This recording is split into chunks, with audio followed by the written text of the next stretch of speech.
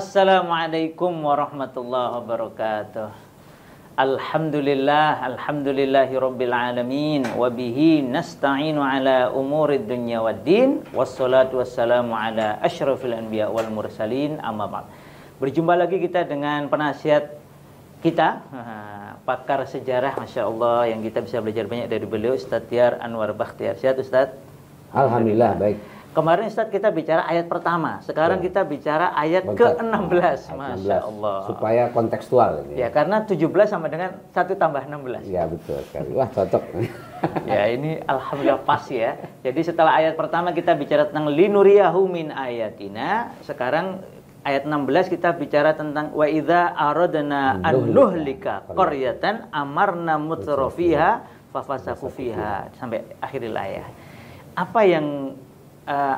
Apa yang dimaksud oleh Allah Ta'ala, Ustadz? Ini Allah kalau mau hancurkan satu negara, satu daerah, satu wilayah, kok malah Allah perintahkan para penguasanya itu sikapnya apa? Hedon itu ya, berfoya-foya. Apa ini maksudnya? Jadi begini, ayat ini secara umum mengingatkan kepada kita bahwa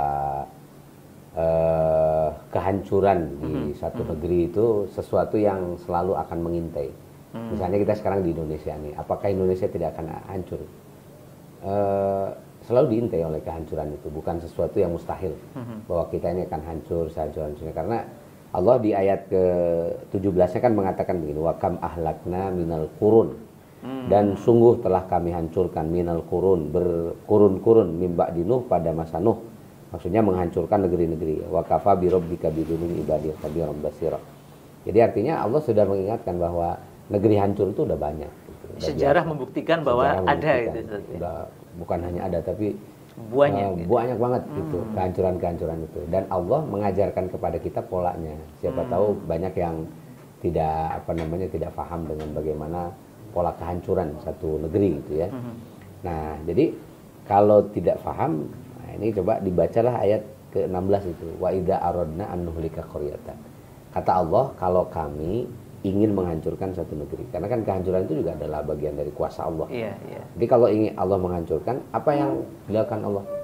Pertama, amarna mutrafiha. Nah, di sini nanti ada beberapa penafsiran. Tafsir pertama, amarna mutrafiha itu kami memerintahkan kepada orang-orang yang mutrafun. Mutrafun itu orang kaya, punya banyak duit gitu, biasa hidup bermewah-mewah, berfoya-foya. Kalau pakai jam tangan cari yang branded, bukan cuma cari yang bisa nunjukkan jam gitu ya.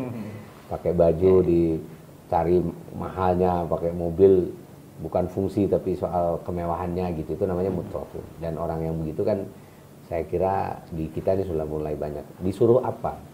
Disuruh untuk taat pada Allah Subhanahu wa taala. Sebenarnya orang yang banyak duit semacam itu bisa tidak masalah, asal apa? Asal dia taat kepada Allah gitu. Jadi kalau dia taat pada Allah Subhanahu wa taala, maka semua kekayaan yang dimilikinya itu bukan digunakan untuk bermewah-mewah, berfoya-foya, hedonis. Gitu. Tetapi dia akan menggunakannya itu untuk yunfiquna fi sabilillah. Dia akan membelanjakannya, menghabiskannya di jalan Allah Subhanahu wa taala, dan itu tentu saja sesuatu yang akan sangat menolong agama Allah Subhanahu wa taala. Nah, tapi ketika oleh Allah diperintahkan untuk taat kepada Allah, justru fafasaku an amri rabbihi, atau fafasaku fiha. Mereka malah fasik. Jadi fasik itu artinya dia tidak mau mengikuti perintah itu, dia malah melakukan kemaksiatan. Jadi haknya harta tidak dia tunaikan, Ustaz ya. Ya, haknya harta ditunaikan, dan mungkin halal ya, halal yang dia belanjakan, tapi nggak ada manfaatnya gitu kan. Bahkan juga bukan cuma halal, kalau fasik itu yang haram aja dia lakukan gitu, dia kerjakan. Kata orang sini dia embat juga gitu ya. Nah, pokoknya yang halal yang haram dia kerjakan dengan duitnya itu. Misalnya dia punya duit nih, buat apa tuh? Buat nyogok nyogok pejabat-pejabat misalnya ya. Dia kendalikan kebijakan supaya dia lebih kaya lagi dan sebagainya dan seterusnya kan gitu. Jadi segala kefasikan dan bahkan sampai kemaksiatan dia bisa melakukan itu kan gitu ya, dengan uangnya, karena dengan harta yang sangat banyak dia mudah untuk mendapatkan fasilitas kemaksiatan yang sehebat apapun di dunia ini gitu. Nah, maka ketika mereka fasik, fahaqqa alaihal qaulu. Nah, kalau sudah orang mutrafun ini fasik, Kenapa nggak disebut orang miskin? Karena orang miskin nggak punya fasilitas untuk bermaksiat gitu ya. Maksudnya kemaksiatan orang miskin itu kan levelnya ini apa ringan-ringan aja iya, gitu. Sangat biasanya hanya dia sendiri atau mungkin orang-orang terdekatnya. Ya betul, lingkungan yang kecil lah kan gitu ya. Ya kalau orang miskin maling itu kan paling maling ayam gitu, paling apa. Tapi kalau orang mutrafun malingnya maling negara kan ya, maling anggaran dan apa gitu, dan itu merusak. Maka fahaqqa 'alaihal qaulu. Ketetapan Allah nanti pasti akan turun. Fadamarnaha tadmira. Allah kemudian menghancurkan negeri itu. Ini hancur ini maksudnya apa? Kemudian secara fisik hancur, Ustaz, atau gimana itu? Hancur bisa dalam pengertian fisik dan hancur bisa juga dalam pengertian yang ini kacau. Tapi kan nanti ujungnya pasti kehancuran fisik juga kan, misalnya sekarang ini ya kan gara-gara korupsi umpamakan di kita, apa yang terasa oleh kita? Seharusnya jalan bagus jadi jelek gitu misalnya kan. Seharusnya jalan-jalan itu tidak macet itu, seharusnya tidak ada kerusakan lingkungan rusak. Itu karena apa? Karena ada kaum mutrafun tadi itu yang fasik, itu orang yang kaya, yang dia tidak taat pada Allah Subhanahu Wa Taala, maka akhirnya terjadilah kehancuran. Ini tafsir pertama. Nah tafsir kedua ini nanti dicantumkan oleh Ibnu Katsir juga ya, tentang tafsir kedua ini. Saya mungkin harus bacakan ya tafsir yang kedua ini hilang. Nah jadi tafsir yang kedua ini maknanya amarna mutrafiha itu adalah salatna, kami menjadikan sultan-sultan atau pemimpin-pemimpin minal mutrafin, dari kalangan orang-orang yang mutrafin ya, yang tadi itu. Jadi sekarang kita udah mulai banyak ini. Iya ini. Malah sudah ngaku sendiri dia. Yang duitnya banyak gitu ya. Mereka menjadi pemimpin, tapi mereka fasik. Mereka menjadi menjadi para pemimpin yang memimpin keburukan-keburukan. Nah, ini sebenarnya kan tazkirah buat kita ini di negeri kita ini. Mau tafsir yang pertama kedua itu cocok lah dua-duanya. Nah, di kita ini sekarang kan kita menghadapi satu keadaan di mana kepemimpinan itu, kalau dulu ya di awal-awal Indonesia merdeka, kepemimpinan itu kan kepemimpinan visi, kepemimpinan gagasan, kepemimpinan ide. Siapa yang memimpin? Para aktivis. Punya duit? Enggak. Mereka punya hidup mewah? Tidak, karena enggak ada duitnya juga. Kan itu mereka bukan mutrafun. Tapi orang-orang yang memimpin karena gagasannya, karena idenya. Makanya negara berjalan lancar. Kenapa? Karena para pemimpinnya adalah orang-orang yang sederhana. Gitu. Soekarno yang ketika di awal kepemimpinan dia aktivis biasa saja. Karena orang kaya maka kebutuhan hidupnya itu juga sangat terbatas. Muhammad Hatta misalnya seorang aktivis yang ya sederhana aja, dia tidak butuh macam-macam. Pak Nasir apalagi kan gitu ya. Pak Nasir, Agus Salim apalagi Agus juga Salim. Itu Masya Allah. Sampai Agus Salim mengatakan Leiden is Leiden kan gitu ya. Memimpin itu adalah menderita. Mereka bisa mengatakan begitu. Kenapa? Karena mereka merasakannya dan memang hidup dari mereka ini hidup dengan gagasannya, dengan idenya. Bukan hidup dengan kemewahannya gitu. Nah, orang-orang kaya waktu itu tidak jadi pemimpin, makanya orang kaya tunduk kan gitu ya.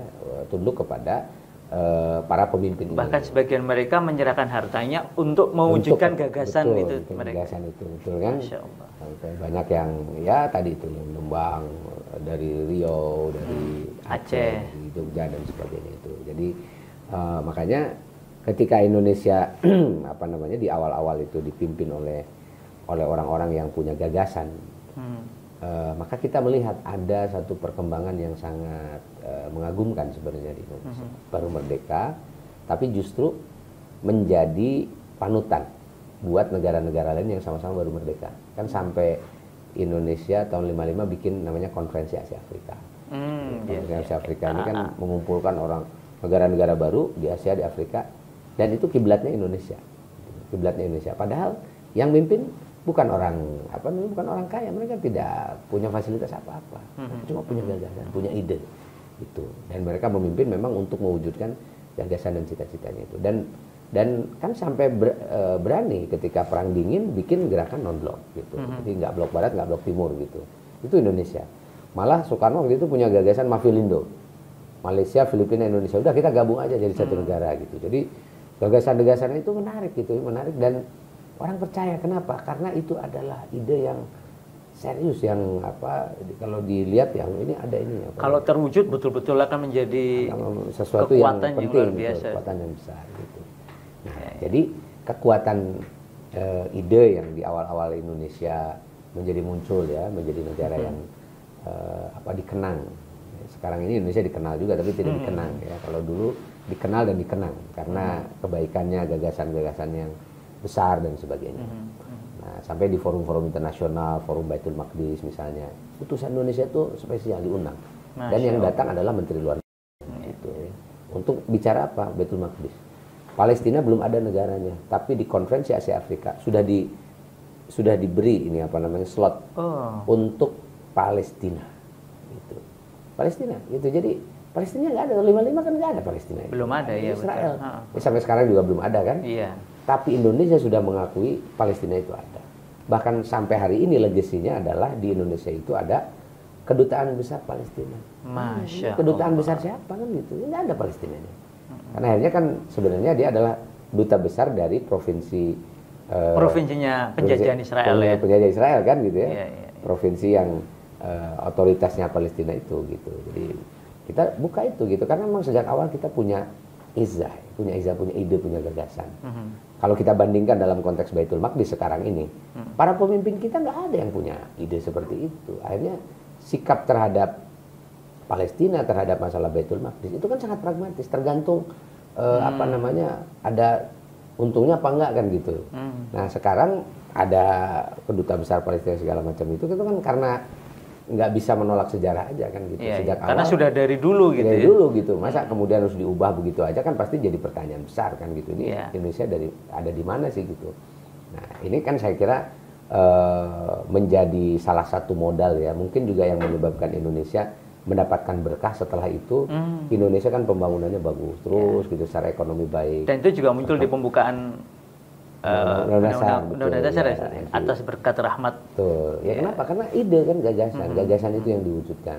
Nah tapi ketika Indonesia sudah menuai berkah dari gagasan-gagasan yang hebat-hebat itu, maka mulai muncul kaum mutrafun. Jadi kaum mutrafun ini sudah mulai muncul orang-orang yang menikmati kemewahan, menikmati hasil dari pembangunan, menikmati hasil dari perjuangan para pemimpin masa lalu yang tidak sempat menikmati kemewahan. Hari ini kita bisa mendapatkannya, dan sekarang orang-orang yang bermewah-mewah itu gitu, yang hidupnya bermewah itu mulai merangsek ingin menjadi penguasa di negeri ini. Nah makanya saya kira ini sudah menjadi tanda-tanda sih sebenarnya ya, sudah menjadi tanda-tanda bahwa jangan lupa kalau sudah kejadian model begitu, itu berarti aradna an nuhlika qaryatan. Allah sedang mempersiapkan kehancuran gitu. Jadi kalau sudah orang yang bermewah-mewah itu menjadi pemimpin tapi mereka fasik ini artinya dengan duitnya dia membeli kemaksiatan. Membeli kemaksiatan itu apa? Pelanggaran hukum dibeli kan. Yang beli bukan orang kaya, bukan orang miskin yang punya duit. Itu kan kaum mutrafun itu. Seenaknya dia dengan duitnya itu hukum dipermainkan. Ini kan jelas kefasikan nyata di hadapan Allah Subhanahu wa taala. Ketidakjujuran kan, wa tudlu biha ilal hukam liyaqulu fariqum min amwalin nas. Ini adalah perbuatan fasik yang sangat luar biasa. Dia membeli membeli hukum ya, membeli polisi, membeli tentara, membeli hakim, membeli jaksa, membeli pengacara dan sebagainya untuk menentang kebenaran kan gitu. Dan ini kan sangat nyata di hadapan kita. Mereka juga beli suara ya, untuk pemilihan umum misalnya supaya supaya menang. Dan itu kan kezaliman jelas kan gitu ya. Ada sesuatu tindakan yang maksiat fasik. Jadi kefasikan itu nggak melulu harus diartikan kefasikan yang tadi ya jarimah syahsiyah ya, ke kriminal pribadi ya, kayak misalnya mabok dan zina misalnya. Itu jelas juga adalah merupakan jarimah juga. Dan sekarang kekuatan duit ini kan gitu ya, mutrafin ini misalnya ya. Sekarang mulai kan dengan disahkannya kemarin undang-undang TPKS itu ya. Penghapusan penghapusan kekerasan seksual. Nah, ini juga sudah memperlihatkan bahwa kekuatan uang ini sudah menghancurkan sendi-sendi masyarakat kita yang yang berpegang pada agama, menjauhi perzinahan. Sekarang perzinahan itu sudah semi dilegalkan sebenarnya kan dengan perundang-undangan itu. Kemudian kita juga apa namanya menyaksikan dengan uang itu banyak orang-orang yang harusnya amar ma'ruf nahi munkar dibungkam. Itu udah kamu nggak usah ngomong. Kenapa? Kasih duit itu dibeli. Kemudian ada orang-orang yang sengaja du'atun ala abwabi jahannam gitu ya. Ini kan Rasul sudah mengingatkan nanti akan ada orang teriak-teriak tapi mengajak orang masuk ke neraka jahanam gitu. Du'atun ala abwabi jahannam. Siapa mereka ini? Orang yang secara terbuka gitu ya. Mengajak melakukan kemaksiatan, menentang Allah Subhanahu wa taala, menentang agama, yang menghina Allah, menghina Rasul, menghina syariat dan sebagainya, itu sudah terang-terangan. Dan mereka nggak mau ngomong kalau nggak ada duitnya. Nah, itu mutrafun itu kalau sudah dia fasik, maka segala potensi kerusakan itu akan terbuka. Itu kerusakan moral, kerusakan ekonomi, kerusakan politik, kerusakan hukum, sampai kerusakan budaya hari ini kita saksikan gitu. Kenapa? Karena sudah orang mutrafun sudah fasik. Duitnya digunakan untuk apa? Nanti kalau orang mutrafun sudah fasik, dia hanya menggunakan uang untuk memenuhi keinginan hawa nafsunya. Nah, inilah kan yang oleh Allah tadi itu fahaqqa 'alaihal qaulu. Maka nanti kalau sudah fasik begitu sudah. Kan sunatullahnya begitu. Kalau semua sudah rusak ya pasti pada marnahatan gitu. Semuanya akan dihancurkan oleh. Jadi ngeri kayak gini Ustaz ini. Ini terus apa yang bisa kita lakukan Ustaz? Pas Ramadan ini. Agar kita ini janganlah kalau bisa ini negara kita amanah dari para founding fathers ini jangan sampai rusak gitu ya. Ya. Terus apa yang bisa kita lakukan sebagai ikhtiar ya? Kalau kemarin kita bicara tentang sa'i tadi, pokoknya kita kerjaan kita larilah biar jam-jam keluarnya di mana kita nggak tahu. Nah sekarang umpamanya agar pertolongan Allah itu datang Ustaz. Kalau kita ngelihat yang kondisi kayak gini, apa yang bisa kita lakukan? Baik, nah ini tentu saja kalau kita ingin mencegah kehancuran ini tidak sampai terjadi, maka yang harus kita lakukan itu adalah kita kembali lagi kepada apa yang diajarkan Allah Subhanahu wa taala, yaitu kita harus menaati aturan. Sebenarnya kuncinya itu sederhana, taat, balik lagi taat sama Allah Subhanahu wa taala. Nah, artinya apa? Dalam konteks ini hari ini kita harus sudah mulai memikirkan tentang pendidikan kita. Karena pendidikan kita kan mengarahkan sekarang ini semuanya kepada supaya orang hidup mewah. Dunia itu ya. Dunia. Jadi semua jurusan kan ini jurusan kamu ini belajar ini tujuannya apa? Kerja, duit kan gitu. Ya seharusnya tutup aja semua jurusan itu ya. Bikin semua jurusan cari uang. Gitu. Karena nggak penting kan mau belajar apa saja jadi nggak penting. Ilmu itu menjadi apa untuk dunia semua kan gitu. Dan itu kan sudah ngajarin orang untuk menjadi mutrafun yang baru dan fasik gitu. Karena dia lepas dari ketaatan pada Allah Subhanahu wa taala. Nah, maka pendidikan ini harus menjadi perhatian kita. Hari ini kita harus merevisi pengajaran kita, kurikulum kita supaya balik lagi bahwa kita ini belajar, kita ini dididik untuk apa? Untuk menjadi manusia yang siap taat pada Allah Subhanahu wa taala. Siap untuk diatur dengan aturan Allah Subhanahu wa taala. Artinya apa? Tarbiyah diniyah, tarbiyah syar'iyah, tarbiyah rohiyah. Ini harus diutamakan. Ya, kita balik lagi bagaimana cara membina masyarakatnya, balik lagi pada keimanan. Nah, makanya saya kira dulu ya semangat ketika pesantren-pesantren berdiri, madrasah-madrasah berdiri, lembaga tahfidz Quran dan sebagainya, semangatnya adalah semangat memperbaiki umat untuk kembali lagi kepada aturan ajaran Allah Subhanahu wa taala gitu. Tapi lama-kelamaan ketika ini sudah berjalan lama, ini juga terjebak mau masuk ke dunia mutrafun lagi kan gitu ya. Karena bahkan pada sibuk dengan membesarkan bangunan, menaikkan SPP. Jadi itu karena tarikannya luar biasa. Kan itu ini justru ketika awal-awal semangatnya besar gitu ya, tidak ada apa-apa. Itu menghasilkan lulusan-lulusan yang hebat. Karena visinya masih baik kan gitu. Tapi ketika kemudian oleh Allah diuji dengan kesenangan, dengan kekayaan, diuji dengan kemudahan-kemudahan secara duniawi, akhirnya ini yang melenakan untuk memastikan bahwa lembaga pendidikan adalah bagian dari satu bisnis besar, sehingga yang diomongkan nanti adalah soal pajak, soal pemasukan ke negara, soal berapa duit yang berputar di sana kan. Jadi sudah urusannya kalau pendidikan kan urusan duit kayak begitu kan gitu. Yang harus sebagai sumber penghasil uang. Kalau sudah begitu, itu disebabkan karena yang bikin soal pendidikan itu mutlak. fisik lagi ya. Rukun dan fisik itu. Ya, dia pikir ya, semuanya hanya untuk kemewahan saja. Jadi bukan untuk perbaikan manusia, bukan untuk perbaikan lingkungan, perbaikan negara dan sebagainya. Jauh tidak difikirkan. Dan ini di dalam jangka panjang kalau sampai ini terjadi maka faktor alaikal kaum itu sudah pada mana akan maka tidak ada waktu lagi. Ya nggak mustahil kan gitu ya. Gara-gara itu kemudian terjadi kolaps ekonomi, terjadi kolaps politik, terjadi peperangan antar saudara dan sebagainya ya. Yang sama seperti yang terjadi di saudara-saudara kita di Timur Tengah misalnya, kehancuran di Syria, kehancuran di Yemen. Itu kan diawali dengan segala kelompok tadi itu pemimpin-pemimpin yang dia mempertontonkan kemewahan, kezaliman tanpa memperhatikan untuk apa dia memimpin dan sebagainya. Kalau di level keluarga Ustaz ini sebelum kita akhiri ya, di level keluarga ini karena pikir wah saya bukan pejabat, bukan perancang undang-undang, nggak punya duit banyak mamanya, tapi saya punya keluarga. Apa yang bisa dilakukan di keluarga ini? Ya, pertanyaan santai sekali. Memang ini yang harusnya nanti jadi goal kita karena pendidikan itu pada dasarnya ya itu nggak bisa ditangani oleh negara itu nggak bisa. Dari dulu ya sejarahnya nggak ada negara menangani pendidikan. Gitu.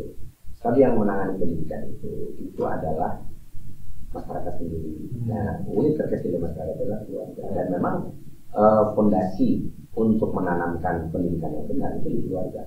Gitu. Jadi kita jangan terlalu mempercayakan kepada sekolah karena memang tadi itu ya sekolah sekarang mudah ditarik untuk masuk ke dalam dunia industri, tapi keluarga nggak bisa ditarik menjadi industri. Mana ada orang di keluarga itu transaksinya untung rugi gitu ya, kasih makan anak ini kira-kira untungnya berapa dan donasi pendidikan tidak gitu.